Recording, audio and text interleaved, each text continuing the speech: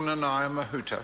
Tēnei e tuana ki te tuku mihi, ki ngā puna wai o te toko toru, koutou Ngāti Rangi Te Aorere, Ngāti Rangi Wewehi, me tā puika nei te mihi atu ki a koutou katoa. It gives me great pleasure to be able to make a small contribution on the third and final reading of these three bills. Mr. Speaker, the submission process was informative for the Select Committee and gave a sense that we were doing the right thing at somewhat the right time. In 20 days' time, there will be a commemoration event at Pukehenehena in recollecting the land wars that took place in the 1860s and the alliances that occurred over that time to fight for what, recognising that Māori fought for their lands, the assertion of their identity and the continuation of their mana motuhake within their own country. And it's somewhat serendipitous that we have treaty settlements occurring during this period. The time is right, and I want to, in my small contribution, recognise the efforts of each of the respective claimant groups and your negotiators for bringing your settlement to fruition and providing an opportunity for the next generation to look forward. Firstly, my contribution with regards to Ngāti Rangi Wewehi. And it's a testament to the modernisation of aspirations amongst Ngāti Rangi Wewehi, where people can go to your website and see what's happening and see that actually over the last 150 years you haven't been sitting around doing nothing, twiddling your thumb. In fact, if anything, it's indicative that there's been a lot of innovation and creativity, a lot of looking towards yourselves for solutions around some challenges. What the treaty settlement will do is, I guess, boost effort that has already been taking place.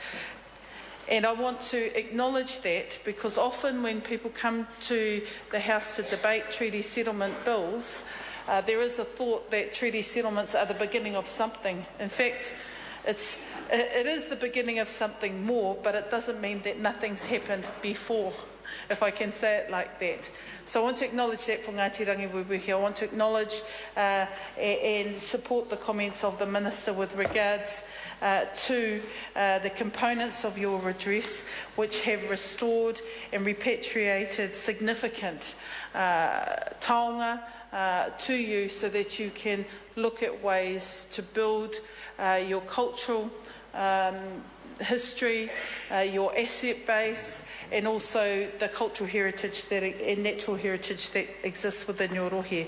So not enough can be said about Hamurana Springs, a significant component of your redress, and Taniwha Springs, because they are iconic, I think, features of the landscape within your rohe. And it's really important that New Zealanders gain an appreciation of not only the natural beauty of these places in your rohe, but the history that goes with it. And this is a significant and positive step that all New Zealanders gain from.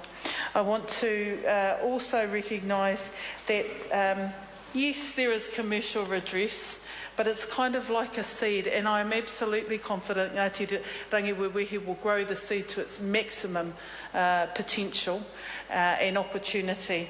And it is not, treaty settlements are always a space where the government, if it changes its frame around how to continue the treaty relationship, look for active partnerships with Rangi Wewehi when it comes to developments in your own rohe. So that's that.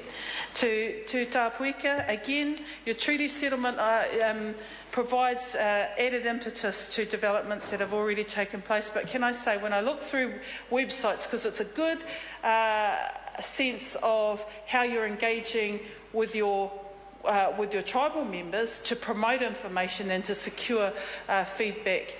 I'd have to say that the Tāpuika website provided a very clear and logical, I guess, approach to how say maybe some of your tribal members from outside the rohe might be wanting to understand what's happening with the iwi, what's happening and where are we going. And I found that the presentation of your website, pretty cool falahu or fales who developed that website, because it provided a really good snapshot and entry for people wanting to learn more.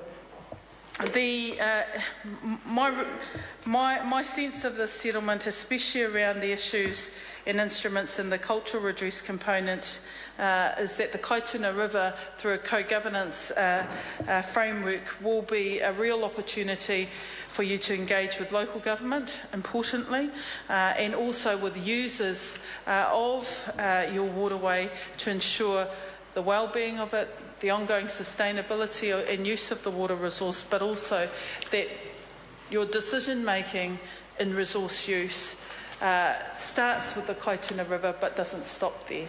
So I hope that the co-governance framework will be I guess a further peg in the ladder to secure your ongoing advocacy with local government about ongoing resource use of all kinds in your particular rohe. For Ngāti Rangi Te Aorere, this is a discrete continuation of a settlement, and we had heard quite clearly from the submitters that while the 1993 settlement took place, the geothermal interests were not covered, and that in part informs some of the contribution here. We were reminded that there were some aspects of the settlement with relation to the Māori Land Court that you brought to the attention of the Select Committee, although we could not address it. We recognise that those were some of the challenges that you were facing. Can I say that insofar as Ngāti Rangi Te Aorere interests are concerned, it seemed to me that as a discrete settlement, it did provide an avenue for others to follow when they're thinking about how to advance within a natural group, a large natural grouping, some very discrete components of settlements that must be recognised with the Crown. So that is a learning that I took forward anyway when I considered how things were put together by the Minister. Lastly, can I say that I am under no shadow of a doubt that while there may well have been trials and tribulations in getting to this point is a continuation of a really important chapter for each of the respective groups that are here today, and pegs a firm stake in the ground for another generation to be able to look beyond those of their ancestors and their tupuna to carve out a future of opportunity. And that is the space that these three iwi, in my mind, have brought in front of Parliament and politicians, is that opportunity through innovation and the total sum efforts of just pure determination has been captured within each of the components of these settlements. And I'm sure that given further feathers to fly, they will soar very high. Nō reira kia koutou katoa, tēnā koutou katoa. Mr. Speaker. Catherine Delahunty. Tēnā koe, Mr. Speaker. Nā mihi nui ki te te arawa waka, Ngāti Rangi Te Aorere, Ngāti Rangi Wewihi,